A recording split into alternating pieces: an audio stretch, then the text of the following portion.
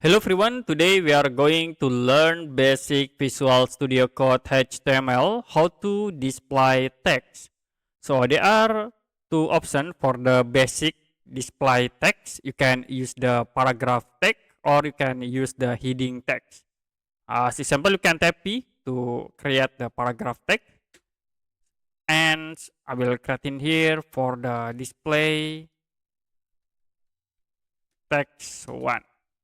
Now you can click File, Save, and then it will be display text in your browser. So the second, we can create for headings. You can type H1, heading 1, and display text 2. You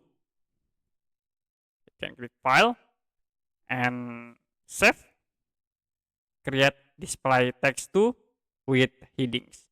So I will create again for H2.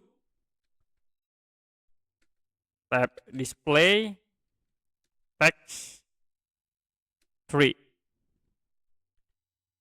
You can click File, Save, refresh, and create display text 3 in here.